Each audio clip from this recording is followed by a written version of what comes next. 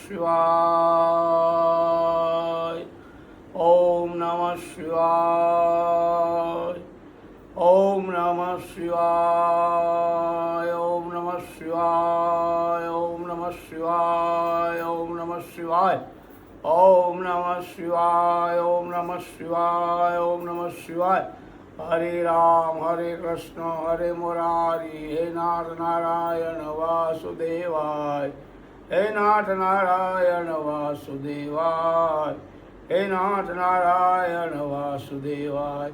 શ્રી કૃષ્ણમ શરણમ શ્રી કૃષ્ણમ શરણમ શ્રી કૃષ્ણમ શરણમ શ્રી કૃષ્ણમ શરણમ. ઓમ શ્રી કૃષ્ણમ. કાર્તક પાર્વતી શિવની હાથ પેઢી ગણપતિ બાપા રીધિ સિદ્ધિ લાભ સુખ. કાર્તક પાર્વતીમાં શિવની હાથ પેઢીની જો બધાયનું કલ્યાણ કરે. ઓમ નમો નારાયણ. જય શ્રી રામ. રાજની લક્ષ્મી નમઃ સ્વાહમ. રાજની લક્ષ્મી નમઃ સ્વાહા. ઓમ રાજની લક્ષ્મી નમઃ સ્વાહમ. રાજની લક્ષ્મી નમઃ સ્વાહમ. રાજની લક્ષ્મી નમઃ સ્વાહા. ઓમ રાજની લક્ષ્મી નમઃ સ્વાહા. કૃષ્ણ ભગવાનના મંદિરમાં રાજન છું. વડતાલની અંદર છું. ત્રણ મૂર્તિના દર્શન કરવા આવેલો છું. તારું બધું કાર્ય હોળે હોળ થઈ જવાનું છે. સાક્ષાત કોઈથી સ્વામિનારાયણના મંદિરમાં હું જાતો નથી. વાણીઓ કાણીઓ અને સ્વામિનારાયણો એ કોઈના ચા નહીં, કોઈના થવા જ નથી. સત્તા તારે ખાતર હું મહાલક્ષ્મી વડતાલની અંદર અત્યારે છું. ત્રણ મૂર્તિ મહાલક્ષ્મીની છે. એક ફરી પૂજા બાકી હતી એટલે મહાન પૂજન કરવા આવેલો છું. ખાસ ધ્યાન રાખજે. પાછો બાપુને યાદ કરજે, ભૂલી જતો નહીં. ખાસ આ પૂજા તને બધી વિધિ આપી રહ્યો છું દશરથ રાજાની, એટલે હું જનક રાજાની.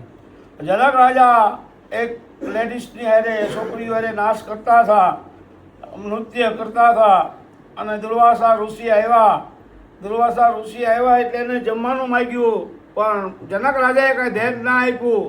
પછી દુર્વાસા ઋષિનો મગજ હાથને પથ્થર વહી ગયો અને હરાપ આપી દીધો અને એનો આખો બગીચો હુકાઈ ગયો. આખો બગીચો હુકાઈ ગયો.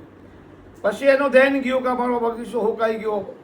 હે ઋષિ, મારો બગીચો હતો એવો કરી ગયો, હું તમને જમાડું. હવે મેં હરાપ આપી દીધો, કાંઈ ના થાય. હવે એક કામ કર, પતિવ્રતા નારી હોય એ ઘડો નાખે આ બગીચામાં પાણી હીચી કૂવામાંથી, તો તારો બગીચો લીલો થાય. પછી દશરથ રાજા જ્યાં ચિઠ્ઠી મોકલી એના માણસને, કૌશલ્યાને. પવિત્ર હતી કૌશલ્યા, ખાસ ચિઠ્ઠી વાસી કૌશલ્યા. દશરથ રાજા તૈયાર થયા. ત્યાંની દાસી કીધું કેનપા જાઉં છું, કે આવી રીતે વાત છે. તો એટલામાં હું પવિત્ર તો હું છું. એની દાસી બોલી કે પવિત્ર હું છું, તમારે જવાનો આ બાબતમાં ધક્કો, એટલામાં ધક્કો ન ખવાય. એમ કરીને એની દાસી ગઈ અને બધા લોકો જોઈ રહ્યા કે આ મારું જનક રાજા કે મારું કામ નહીં થાય હવે.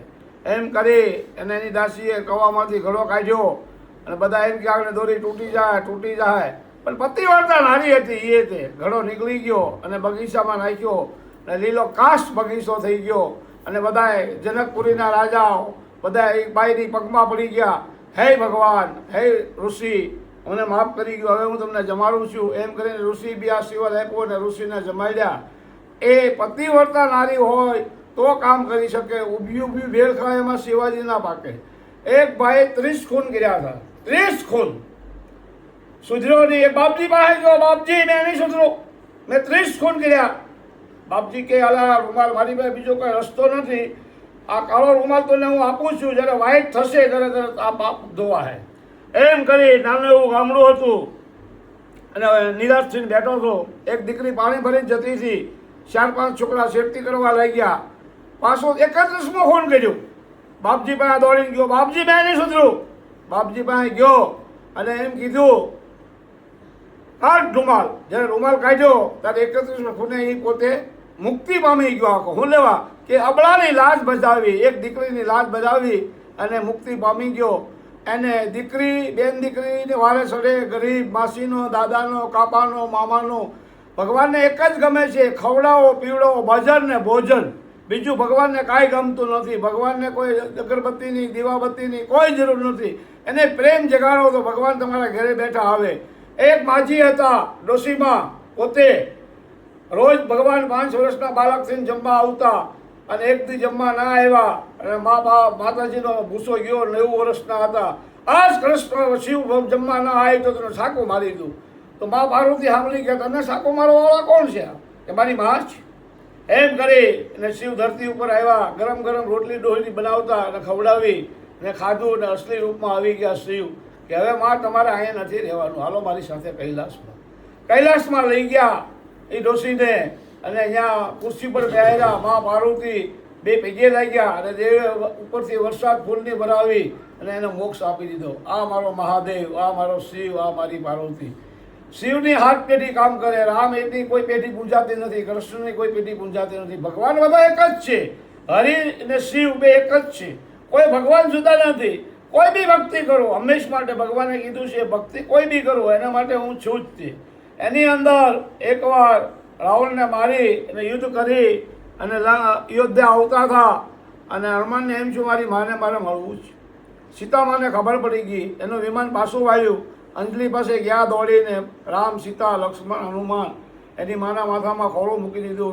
બહુ રોયો હનુમાન. પછી એની માએ રસોઈ બનાવી, બધાને જમાડ્યા કાઢવા અને ખૂબ આનંદ કર્યો. પછી એની માએ પૂછ્યું કે તે રામની સેવા શું કરી, કે લક્ષ્મણને બસાવ્યો, પુલ બાંધી દીધો, રામ સીતા લક્ષ્મણને પતાલમાંથી લઈ ગયા એને લાવ્યો અને બધી સેવા કરી માં. પછી જમાડ્યા પછી બહાર લઈ ગયા અંજલિમાં કે મારો છોકરો થાય અને તે રામને એટલું બધું કષ્ટ આપ્યું, આ મારા દૂધનું એક ટીપું પાડ્યું ડુંગરામાં, ડુંગર ફાટી ગયો તો મારા ધાવણમાં શું કવર નહીં હોય. પણ પછી રામે કીધું કે માં તમે ગુસ્સો એટલો બધો કરો માં, એ મારી મર્યાદામાં રહીને કામ કર્યું છે. નકર હનુમાન એકલો વાર નાખે, મારી પત્ની મારી નાખે સીતામાં, પણ તો રામાયણ લેવાને. એટલે એની બધી વાતો છે. ઉભેલ ખાય એમાં શિવાજી ના પાકે. હનુમાન જેવો કોઈ થાય નહીં. એ શિવનો છોકરો હતો, 11મું રુદ્ર હતું, કોઈના બાપની તાકાત નથી હનુમાનની સામે કોઈ હાલી શકે. બધાની છે સળજો પણ શિવની છે સડ્યા તેથી મરી ગયા, સમજી લેજો. ઓમ નમો નારાયણ, જય સિયા રામ.